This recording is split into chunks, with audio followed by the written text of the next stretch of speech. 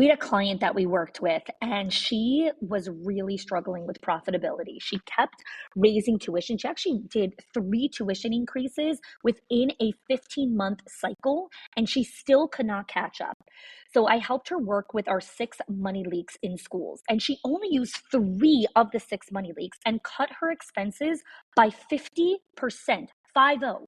She did not fire anyone. She did not slash any of her programs, and she did not work more hours. Again, the 6 money leaks are not hacks or spreadsheets. These are patterns. They are small decisions that feel so normal that your school does, but they quietly drain your school's profit. So if you've ever wondered why you're working so hard, but still not seeing the return, this is your first step to clarity. Click the link in the show notes and find out what it's actually costing you.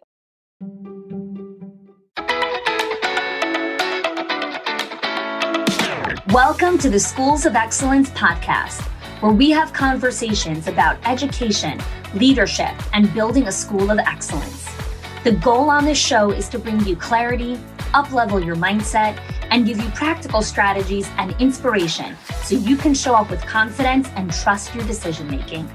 I'm Chani Wolshansky. I'm a mom of 4 under 10, a former New Yorker, and been in the early childhood field my entire life. And I'm so grateful that you've joined me for this conversation. Hey everyone, welcome back to another episode of the Schools of Excellence podcast. So last week we spoke all about the intro to the delegation dip. This is where I introduced this new concept called the delegation dip, which is the dip when owners or directors start delegating something very specific or tangible to their team members or employees. There is a 30% decrease in efficiency and productivity during that time frame. The dip will typically last anywhere between 3 to 6 months, depending on the task or project or whatever it is you're delegating, sometimes even longer than that. Sometimes it could be up to a year. And so during the dip, there are 3 things that owners or directors typically do during this time frame. They micromanage, they neglect, or they fire too quickly.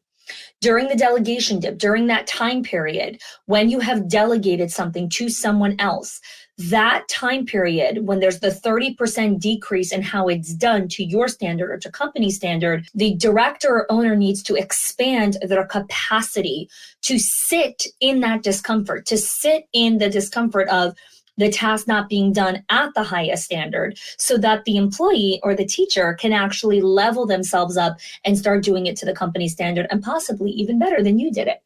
So last week we spoke all about micromanagement. So if you haven't had a chance to listen to that, definitely go back and listen to the first part of this series on micromanaging.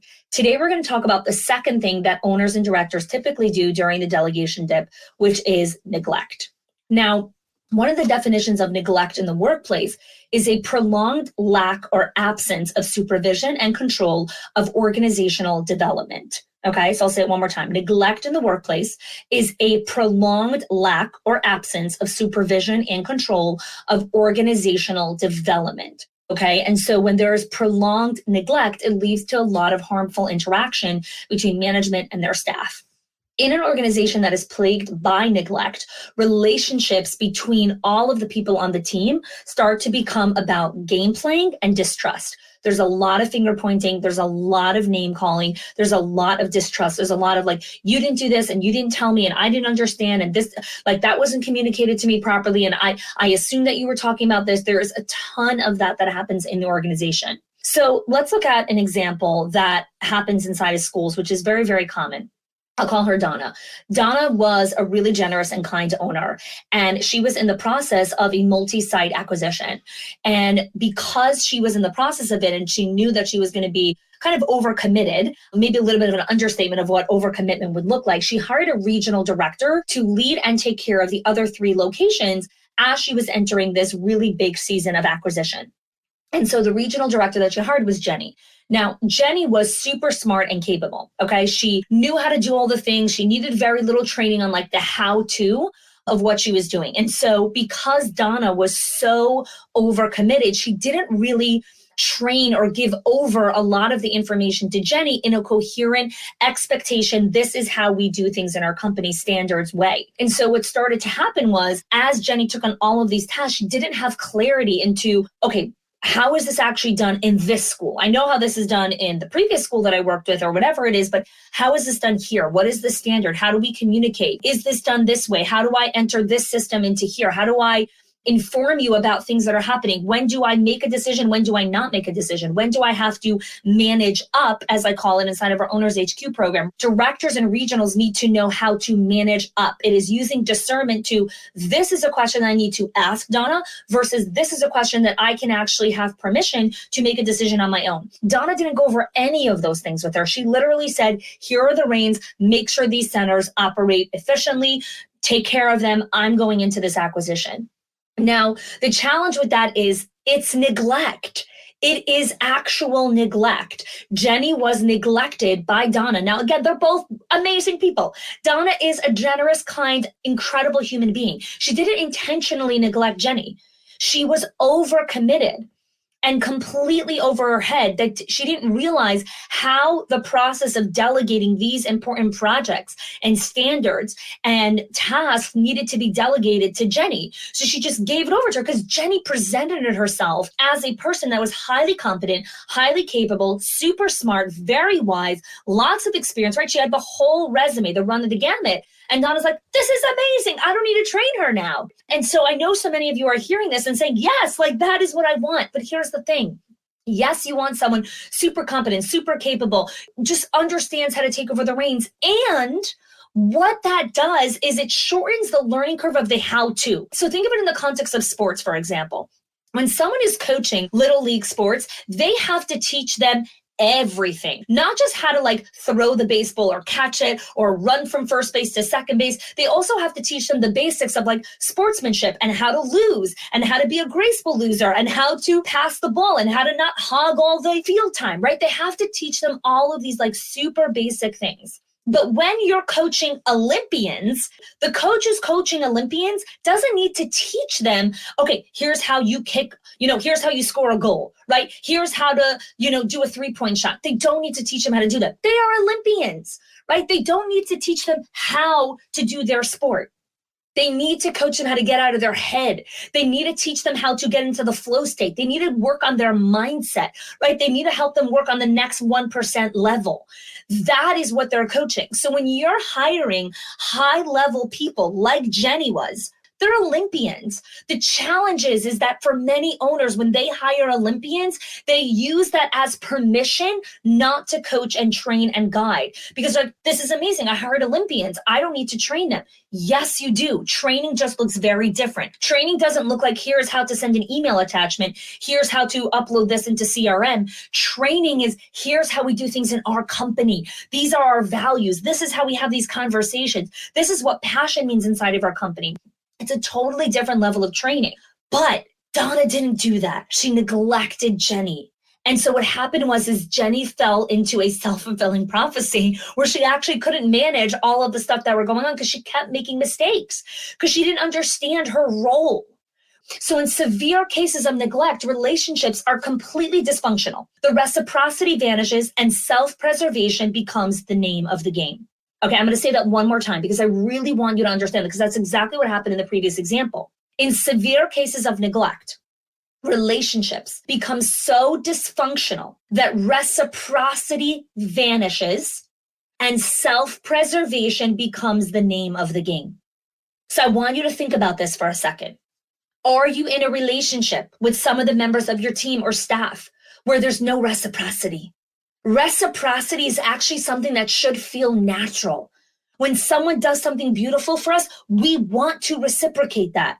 It's part of our humanity. It's reciprocity. But when there is neglect, when the person doesn't feel seen, heard, valued, like, oh my gosh, are you going to take care of me here? Like, is there some semblance of like leadership and accountability? Self-preservation becomes the name of the game because all I need to do is survive. I need to put my head down. I need to do my work. I need to get out of here. You cannot think of reciprocity when you're in survival. When someone is drowning and someone comes to save them, they are not thinking about reciprocity. They are thinking about, get me out of the water. I can't breathe. So neglect in the workplace, what we need to understand is it doesn't arrive from like one day you're not neglecting and the next day you're neglecting, right? No. Neglect is over periods of time, again and again and again, the same pattern repeating itself. So think of it again in the context of parenting, right? Because I think parenting and leadership in schools have so much similarities to them. Children are going to do amazing with good enough parenting. I always say this to myself, and I always say this to all of my friends. Children need good enough parents. They don't need perfect parents. They don't even need excellent parents. They need good enough parents. What does it mean to be good enough? Well, everyone has their own definition. But for me, when I think of good enough parenting, I think the 80-20 rule. Is 80% of my interactions with my children loving, attentive, kind, generous, forgiving, benevolent, just curiosity? Is 80% of my interactions that, and 20% of my interactions are possibly like, hey, go do this. Stop bothering your brother. Don't take care of this, right? Please go brush your teeth. No, you have to go study for your test now. Pack your suitcase. We're going to, what is my interaction?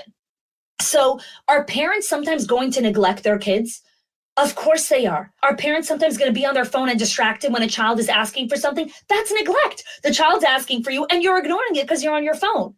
So the difference is that one or two times when that happens, or a couple of times when that happens, in relation to the 80% of the time that you're showing up with love, that doesn't impact the child.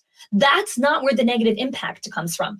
The negative impact of neglect comes from years and years, day after day, hour after hour of neglecting a child's basic need, emotional, physical, mental, spiritual needs. That is where neglect comes from, right? That's where the child grows up feeling like nobody cared about me.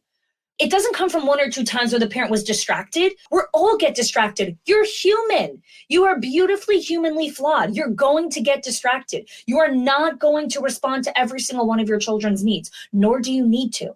So the same thing is in school leadership. You don't need to respond to every single one of your teacher's needs. That is not the recipe for retention. That is not the recipe for delegation. The dysfunctionality comes from prolonged neglect again and again and again. When your teachers or leaders need something, you are not emotionally, mentally available because you are yourself in self-preservation. Children who grow up in dysfunctional homes are growing up in homes where parents are emotionally immature, emotionally unavailable, emotionally don't have capacity to be present for their child's emotions, needs, whatever it is. And so teachers that are working inside of organizations where the leader doesn't have capacity for generosity, for openness, because they're in self-preservation, that's where neglect starts to manifest itself. So let's talk about what are some of the signs that you'll notice that, whoa, I might be showing some signs of neglect. And then we'll talk about how you can start fixing that. So I want to take a moment here to pause for a second because these are big concepts, right? When we talk about this concept of the delegation dip, which I created, and we talk about the three things of micromanagement, neglect, and firing too quickly, the reason why I created this framework is because this happens all the time. You're not alone in this. I've been through this cycle. Other school leaders have been through this cycle. People are going to go through these cycles because as humans, and especially as school leaders, the stakes are really high for what we're building. We're building these legacy empires that will impact generations to come. And so we see things not done a certain way that we want them to be done because that's part of our vision and our mission and our values. We get very committed to it. We're like, oh my gosh, no, you have to do it this way, right? Like the tablecloth has to be put on this way, and you need the yellow linen over here, and you need like the purple Play-Doh on this side. And it's all coming from this beautiful place of like, we want it to be amazing for the kids. And at the same time, we need to take a pause and ask ourselves, are we really staying in alignment, right? Are we creating that ebb and flow of what typically happens inside of leadership? So let's look at some examples of neglect in the workplace. The first example is an imbalance of interdependence, okay? Healthy relationships are about interdependency, where we need each other, we help each other, but we are also fully independent, capable people that have the capacity to do things on our own. I'm going to say that again. Healthy relationships are interdependent. We need each other, we help each other, and we both have capacity to take care of ourselves and do things on our own. To function properly, schools require clear direction for individuals on the team and for the entire company as a whole. So sometimes school leaders will provide kind of this approximate idea of what the company culture should look like. But when we don't outline how individual roles apply to the type of culture that you want to design, now I don't have the right direction. Now I am at the mercy of like, I don't know, whatever's happening around me. So sometimes leaders think like, oh, it's okay if I didn't give them like the specific direction of how this is done. Like, now you'll be independent. You'll figure it out. No. When you leave people to figure it out, they create the stories inside of their head. So think of it again. I know I'm talking a lot about parenting, but think about this again. When a child is struggling with their emotions or their behavior, and they're lashing out and they hit their brother or they bit their brother, and now they're being sent to their room. What is happening in their room? The child is trying to make sense of their behavior. Their child is trying to figure out like, okay, I was left to my own devices here. I had some really big emotions and then I bit my brother and now I'm being sent to the room. Like, okay, why is this happening? The two most common things that children do when they're over there is self-blame and self-worth. They start challenging their self-worth. Am I good enough? Am I enough? All of those sentences, or they start going into self-blame. It's all my fault, blah, blah, blah, blah, blah. So what happens inside of schools is very, very similar.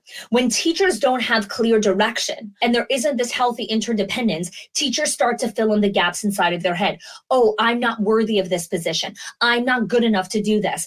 Other people are better than me. Oh, it's all my fault that this happens. I should be ashamed of myself for actually making that mistake. And they start to fill in the patterns and the stories inside of their head. When someone feels like that, when someone is full of shame and neglect and embarrassment and not enoughness, guess what? They quit. Why would anyone want to go to a workplace that makes them feel like that? But here's the thing. No school leader is intentionally trying to make their teacher feel unworthy or full of shame. The same way that no parent or the vast majority of parents are good people. They are not trying to hurt their kids. Parents love their children and they lack the emotional capacity and emotional maturity and skill to actually navigate the giant emotions and dysregulation that young children have. And so in leadership, many, many teachers come into the workplace with dysregulated nervous systems, with emotionally immature brains, with a lot of their own baggage. And we feel so incapable and so out of capacity to deal with that, and likely so. Like, it is hard. It is so difficult to deal with 20 people's stories. But the challenge with that is that we can continue to say, like, I don't have time for that. I can't deal with that. I don't have, okay. And you can continue hiring and firing and hiring and firing and hiring and firing, or being exhausted and overworking and overfunctioning and underperforming. Or we could start to reckon with like, what is going on here? What is happening here? This is what we do inside of our Directors Inner Circle and our Owners HQ program. Like, this podcast, this is not about tips and tricks. What I'm sharing with you is not tips and tricks. I am up-leveling your awareness to what is happening inside of your center. I am up-leveling your awareness to what is happening inside of your school, what is happening inside of yourself. So some of the examples of neglect inside of schools is an imbalance of interdependence. So let's look at another example. When you're an owner and you are up-leveling a teacher into a director role, you need to understand the difference of the mindset of a teacher and the mindset of a director. One of the first trainings that we have our directors do inside of our Directors Inner Circle are the 5 mindsets of the school director. Why? Because as a teacher, one of the mindsets is multitasking. When you are a teacher, multitasking is a necessary modality for survival. Here's why. When you are putting on little Johnny's coat, you cannot tell Sam, wait your turn, I'll get to you when I'm done, zipping Johnny's coat. No. When you're zipping Johnny's coat, you are also looking at Sam and talking to him or helping him soothe whatever Sam came to you with. You don't just zip Johnny's coat. You're also talking to Sam. You're also listening to what your co-teacher is saying, that she's exiting the room right now with 6 kids. So you have to immediately have your eyeballs on the other 6 kids. Multitasking is critical for being a teacher in a classroom, especially in a toddler room or the preschool rooms. Multitasking as a director, kiss of death. Multitasking as a director, kiss of death. When a director is trying to enter CRM code or doing a software transition, and at the same time She is trying to soothe a teacher who is very upset. Guess what's going to happen? She is going to make a million mistakes. She is going to be overwhelmed and frustrated and going to lead to the highest levels of burnout. You cannot enter CRM code or do software transitions or try to enter data or try to plan the Christmas party while you're trying to calm a teacher down. It doesn't work. It doesn't work. And so as an owner, you have a responsibility to coach and guide your new directors because 90% of directors were teachers. Do you know that? It's even over 90%. So the vast majority of school directors were once in the classroom, which means the very skills that help them be the superstar teachers are the very skills that are going to lead to their demise as directors. Because the new directors need to understand that what served them as teachers did not serve them as directors. This is part of delegating. When you delegate tours, CRM, whatever, you have to provide this level of coaching and direction. One of the things I remember when I was an executive director and I was coaching my assistant director, she was going to start taking over tours. I said, listen, when you give a parent tour, here is what you're doing. You are giving a parent tour, which means you are not doing anything else but giving a parent tour. So anything that your eyeballs see or hear or your ears hear during the 20-minute tour, 30-minute tour, you write it down on your clipboard or you make a mental note of it, however your brain works. You do not do anything else but give a teacher tour. She's like, sure, I got you. Yes, totally understand. So then I observed her because part of delegating is you need to do role modeling and coaching and hip to hip coaching. So I'm observing her while she's giving the parent tour because in the process of delegating, I need to make sure that she's doing the tour at the level that we want it done inside of our center. Okay, so I'm observing her. I'm standing from behind again. I'm not like on top of her, right? Like I'm from the distance. I'm taking notes. I'm watching her body language, her facial expressions, her interaction, how she's talking to the parents, right? She was doing a group parent tour. She comes into one of the classrooms and she is explaining, she's like showing the parents, like she's, I don't know, 3-year-old classroom. I can't remember which classroom she was in. And on the way out, she turns to the teacher and she's like, by the way, you need to clean up the counter here. It's like super cluttered. So I jotted it down.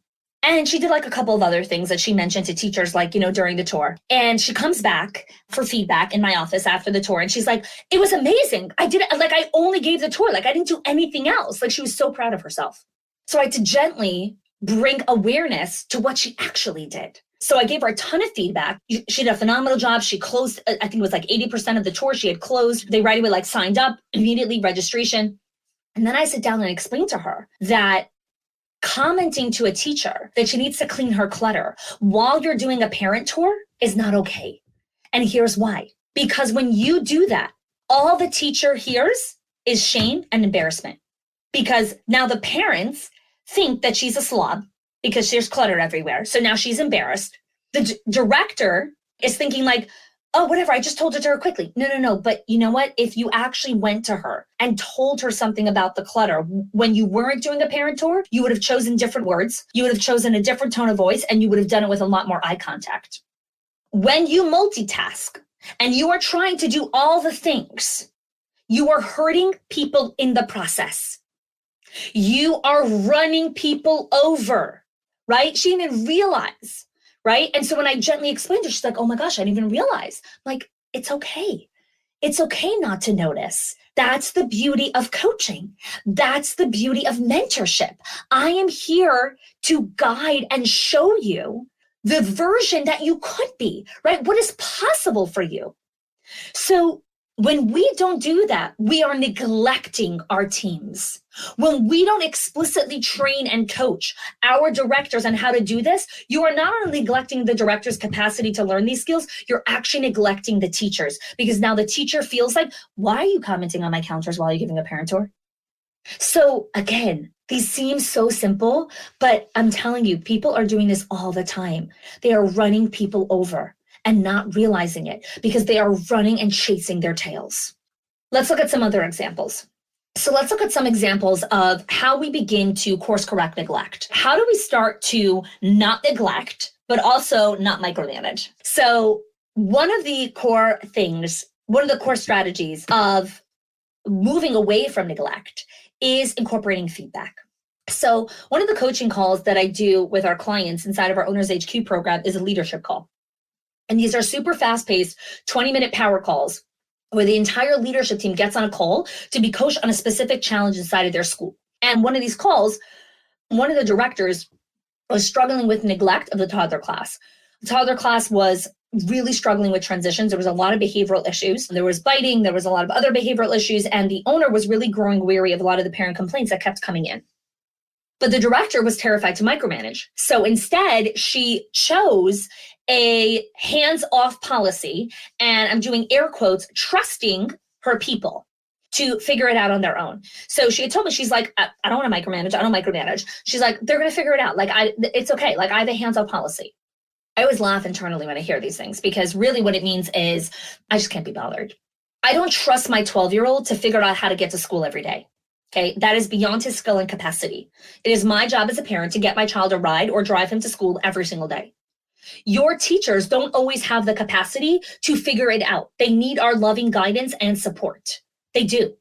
Especially teachers that are brand new to the toddler room or new to your center, or they are new to a different season of life. So this is another thing I want to talk about. And I know this episode is getting long. And for those of you that are still here and hanging out with me, kudos to you. I want to talk about new to a season, because this really, really manifests itself in neglect. So many times when I'm talking to directors, I'm talking to owners, they're like, no, this person isn't new to the toddler classroom, right? They've been a toddler teacher for 10 years, or, they're not new to our school. They've been in our school for 5 years or whatever it is. Here's the thing that we need to understand about human development and life really in itself. We are constantly new to a new season of life that we're entering. So someone might have a decade of experience working inside of the toddler classroom, but they are in a new season of life, right? They might have just had a child, or they're just navigating a divorce, or their parent just died, or they have an uncle who's really sick in a hospice, or their mother is going through something inside of like her own family of origin or whatever it is. And so now this teacher is in a new season of life. And so in this new season, what she had capacity previously for, she no longer has capacity for. This is why one-on-ones and consistent conversation and relationship building is critical to the lifeblood and sustainability inside of your organization. Because you're constantly working with people. People develop and grow and evolve. Your 20-year-old who came to you when they were 20, and now she's been in your center for 10 years. Now she's 30. Guess what? A lot happens in a decade, especially from 20 to 30. She is more emotionally mature. She is more evolved. Maybe she got married. She might have 2 kids. Life changes. Capacity changes. Financial situations change. And so just because someone had capacity at one season of life, it doesn't mean that they have the skill set or the wherewithal to do it right now. And this is where loving guidance and coaching comes into play, where the leader is available both emotionally and heart-wise to be there for the team, which is a whole separate conversation on why directors cannot be busy in their office, why you have to minimize the amount of projects and tasks and stuff that your directors are doing. They need to be with the staff. They need to be observing. They need to be taking notes. They need to be role modeling. They need to be coaching, because teachers are evolving and they're constantly entering new seasons. So what does that look like, right? What does that actually mean practically? Well, we need to incorporate feedback. When I was on this conversation, on this leadership call, I said, listen, teachers don't always have the capacity to figure it out. They need our loving guidance and support. And so what does it mean? Loving guidance and support doesn't mean giving them the answer. It doesn't mean giving them advice. Advice and giving them the answer is the lowest form of coaching. Questions and space for feedback is the most loving and guiding way to give support. And so at the end of the day, do quick daily stand-ups with the toddler team. What's a daily stand-up? What worked? What didn't work? What was missing? What was confusing? What worked? What didn't work? What was missing? What was confusing? Help them become more self-aware. When you ask them, so what do you think was missing from the transition? It invites them to actually think, what was missing? I don't know, we didn't do a song this time, or we didn't have enough of a heads up. Okay. Help them become more self-aware. Guiding them develops the muscle of metacognition. Metacognition is where you can think about your own behaviors and thinking. This is what advocacy is, not neglect. Neglect can lead to advocacy. There's a lot of people who were severely neglected as kids, and they become huge advocates of their life. Yes, absolutely. But that can also be a very harsh teacher on us. It's also traumatic at times. We don't need to neglect people for them to figure it out. We can provide loving guidance, support, and coaching. What's another strategy we can do? Remaining consistent. Consistency within the leader is the foundation of trust for the team. Making decisions based on good advice. Making decisions based on good advice and your own personal authority. Authority is not control and dictatorship. Authority is when you trust your decision making. Authority is not control and dictatorship. Authority is when you trust your decision making. You establish trust with your employees. They are comfortable following someone trustworthy who is consistent and has their own level of authority and leadership. Another thing, maintaining confidence. A leader who guides through strong communication and genuine confidence, not arrogance. The near enemy of confidence is arrogance. It is so close. Confidence and arrogance are like touching each other. Good leaders trust themselves and their ability. Good leaders trust themselves. Before you could trust your people, you need to trust yourself. Leaders set standards for the work company culture. They set the attitudes of professionalism, confidence, and authority, which generates an amazing collaborative culture. So let's bring this all together here. Like, this was like super intense, a lot of reflection. I really, really hope that you took the time to take some notes, to hopefully go back and re-listen when you can if you're driving or doing something else. Neglect is a very powerful strategy that a lot of people are employing without recognizing it. They don't realize that they are employing this strategy. So if this episode resonated with you and you're like, I don't want to do this. I want to be a good leader. I want to be a great leader. I want to be a leader who's there and supporting and guiding my people. And you are looking for support and coaching and seeking group leaders to do this with along your journey, then I would love to invite you to join us in our Directors Inner Circle or in our HQ program, right? This is Schools of Excellence signature program that supports leaders in building and sustaining their schools of excellence. The link is in the show notes to apply. This is by application only.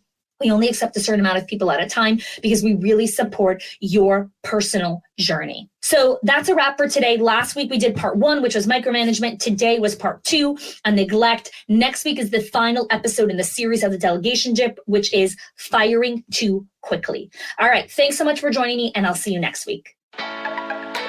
If you are loving the Schools of Excellence podcast and have gotten any value out of it for your school, I would love if you can do 2 things for me.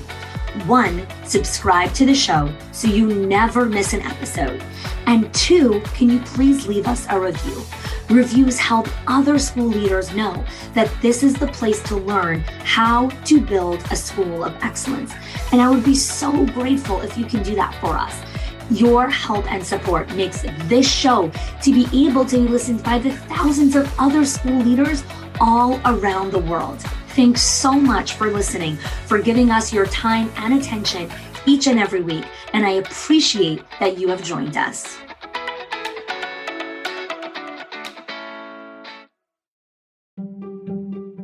If your accountant has ever told you to cut back on professional development or slash your teacher appreciation budget or your staff development budget just so you could stay afloat, or has told you, hey, you probably can't go invest in that program, please listen.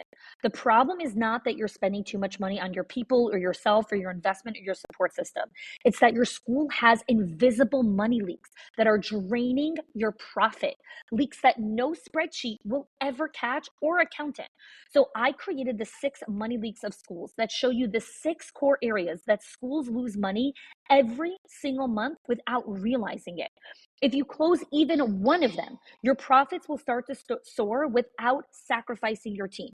Go get it now and stop blaming the things that are actually building your school.